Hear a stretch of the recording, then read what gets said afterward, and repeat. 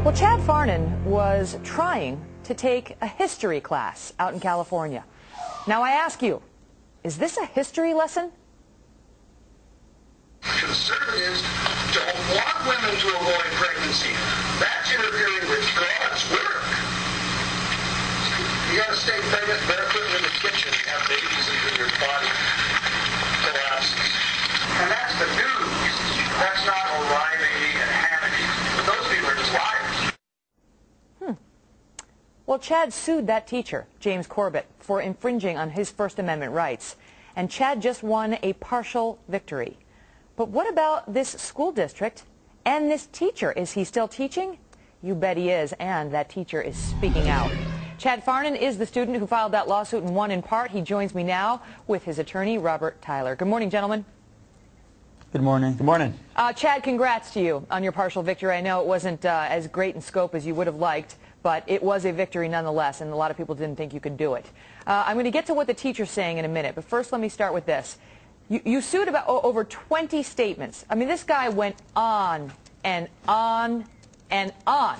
That's just a sample, small sample of what he said to you while you were trying to take your history class. The judge threw out 19 of the statements, 19, including one where this teacher said you have a better chance of, I don't know, there's as much chance that God created the world as there is that there's a spaghetti monster who did it, something like that.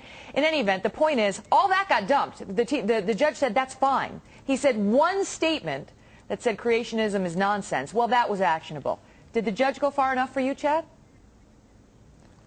Well, I felt a lot of other statements besides those ones were offensive, but those are the only ones he seemed to really think, or that was the only one he seemed to really offend me, but I'm not sure. I'd rather have them, all 20 were offensive. Yeah, and Robert, what do you think? I mean, the judge, obviously, the one that he hung his hat on was so clear, he really didn't have any way around it. He didn't have any way of explaining that that one was not an attack on religion, which teachers are not allowed to do. Your reaction to him throwing out the other 19 statements?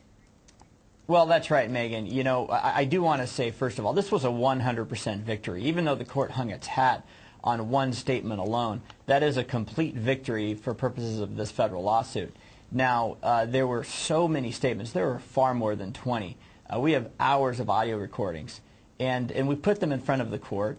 And what's interesting here is the court went to great lengths to give much deference to the teacher, as they so often do. Yeah. But what is great about this case is, to my knowledge, this is the first case in the country where we are pushing back. You know, the ACLU and their allies have done everything they can to push God out of the classroom, to come against Christian teachers who might express their faith in the classroom. Well, we're pushing back. Advocates for faith and freedom and young men like Chad who are courageous to step up. We're going to begin pushing back and saying, wait a minute, you cannot come into the classroom and preach hostility and atheism. You're a public school teacher. You're paid by the government. You can't use our tax dollars to do that. Well, it was gutsy. I mean, it was gutsy of you, Chad, to go in there and tape your teacher when he was doing this. I mean, you were obviously offended by these comments. Several other people were as well, but didn't have the guts to do what you did. By the way, the statement I was referring to is, he says there was as much evidence that God created the world as there is that there is a gigantic spaghetti monster living behind the moon who did it. Some judge said, that's fine, that's not an attack on religion. I want to ask you, though, Chad, this morning he has come out and said, in response to the question, am I doing anything different as a result of this court ruling against me? No, I wasn't doing anything wrong before. Your reaction, Chad? Well, he's just, obviously he's very straightforward into what he wants to do. He wants to get his agenda across to the classroom, and he uses his power to do that. So obviously he needs to be out if he can't choose right from wrong, from teaching from over, like, I think he's been teaching at Kappa over 20 years. So he should be able to see what he should be able to do. Here's another sample of his history teachings to you. Listen, take a listen. How do you get the peasants to oppose something that is in their best interests? Religion! You have to have something that is irrational to counter that rational approach. When you put on your Jesus glasses, you can't see the truth. Final question, Chad. Do you think this teacher should be fired? Yes, I believe he should be. If he doesn't know right from wrong by now, he should be. Well, apparently that's not in the cards right now, at least as far as the school district is concerned. But we applaud you for your efforts to stand up for your own beliefs. Chad, thanks for coming in. And Robert, thanks to you, too. Thank you. Thank you for having us.